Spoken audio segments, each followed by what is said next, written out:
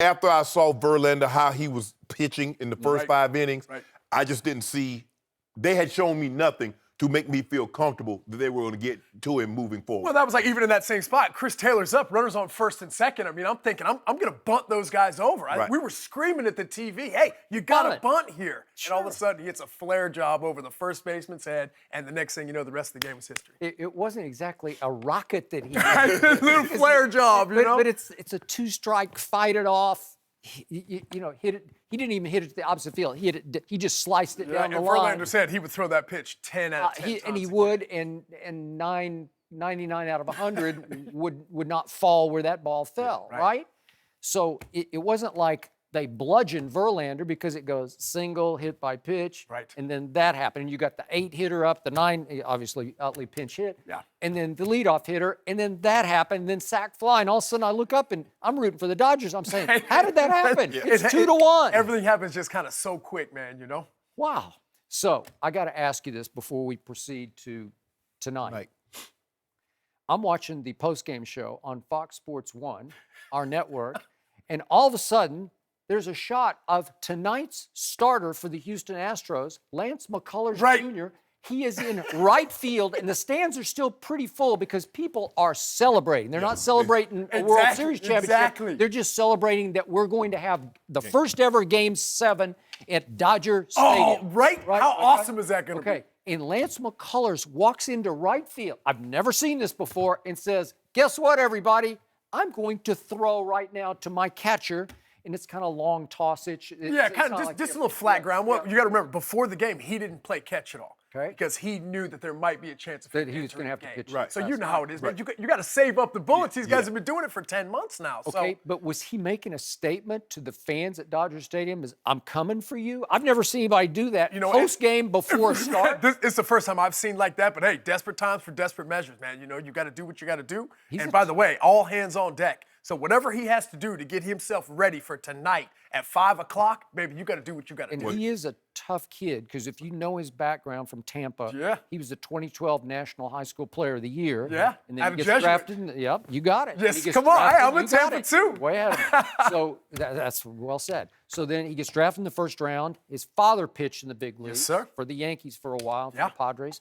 And here he is. And remember, against your Yankees, your former team, he pitched in relief in Game 7 against the Yankees and just shut them down and closed the game out the last 4 innings. Threw like 20-some breaking balls in a row. He's got that knuckle curve, man. He can spike that thing and generate so much spin. So for him to go out and do what he did last night, either number one, it says, hey, I'm making a statement, which is fine, or number two, he's getting himself ready because tonight's going to be the biggest game that these guys have ever played in. Well, after doing what he did, he better bring it. He better bring it. Because when you show up and skip, when you do that, it's almost like a basketball player.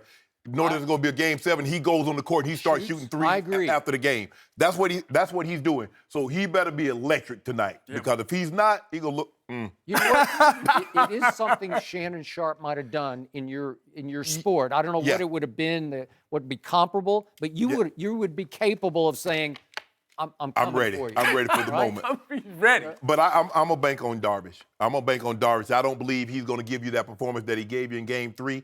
That was just. And Gurriel, he got something for you, bro. Yeah, he got something for you. That, man. You know what I got for him, Skip? 95 right in the ribs. Did you see last night when Gurriel came to the plate and he started getting it from the fans? And Rich Hill, what'd he do? He stepped off the mound. He let that booing go on for a little bit longer, you know, just to really kind of feel that, like, hey, we've got our guys back right there. Now, think about this. Game 7 of the World Series is gone. It's gone Game 7 39 times. This will be the 39th time it's happened. What would you think that the record of the home team was? You think it'd be a little better, right? Split right down the middle. What is it, 19-19? Can you believe that? Wow. So I'm telling you, man, I said that the Astros had to manage and win the game last night because tonight, effectively, you could argue there's more pressure on the home team in Game 7, right? And the crowd is not as big of an impact. The football, the crowd, you can hear it's going to mess with your snap count and all that kind of thing, Skip. The momentum swing. I mean, you block a punt, you get a pick six. in the baseball, I don't need to hear nothing. I'm watching what you're doing. Yep, totally. You got to wait for him to throw it to start the game. Exactly. But they said, but Joe Buck was saying the crowd was having an impact last night because the stadium was shaking. Hey, that's amazing. But think about Game 7, unbelievable games. Remember 2001, the Diamondbacks versus the Yankees, Yes. right? Luis Gonzalez, that was the one flare of the job most over amazing Jeter, things I've right? ever witnessed. 2000, I was there. 2014, think about this. Madison Bumgarner comes out of the bullpen. Right. Pitches 5 scoreless innings on 2 days rest. Clayton Kershaw is itching to get the baseball back in his hands. Well, if so Clayton, maybe there could be another chance for him to redeem himself. there's nothing. Game 7 is like every playoff game in the NFL because it's do or die. If Clayton Kershaw want to cement his legacy, you mentioned Madison Bumgarner. You remember old Randy Johnson? He did. He won a couple of games and then came in and got. He did. Clayton Kershaw. Now they said he told Dave Roberts, it was reported that, hey, I got something for you tonight. Can you believe he was ready? Dave Roberts said save it for the last out of Game 7. All right, Clayton. That's right.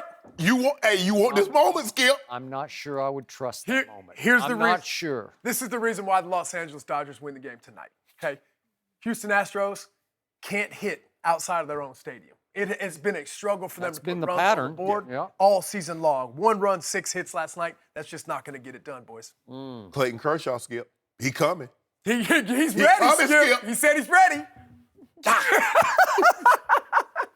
I picked the Dodgers to win it in 7 before this thing started, and I do not want to see Clayton Kershaw tonight. What? I just don't think he has backed up his reputation as being the best regular season pitcher, maybe ever, but certainly today. Correct. Yes, sir. And that last outing, that was it. You gave him 4-0, and then you gave him a reprieve at 7-4, and you couldn't hang it. Again, it's that team in that ballpark where they think they can just knock the walls down. Yes. And they do. All right, Puig. I need you to show me something tonight, Puig. I mean, come on, dude. Something, man. He needs to get rocking and rolling, man. But I'm telling you, the electricity in that stadium is unlike anything, man. Like Game 7 of the World Series. This is like little kid stuff, What was man. the biggest game you ever played in? Game 6 of the World 6, Series. yeah. I never made it to Game 7. I was like Michael Jordan, you know? Oh, you did. Yeah, right. I know me.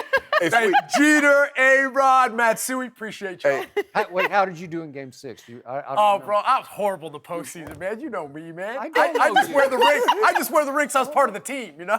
But you participated and contributed. Yes, sir. You Yes, played sir. defense. Yes, sir. Made Yeah. a few catches. Okay. Maybe saw 5 or 6 pitches and rolled over somewhere. Swish. I say, Skip, we ought to go to Game 7 of the World Series.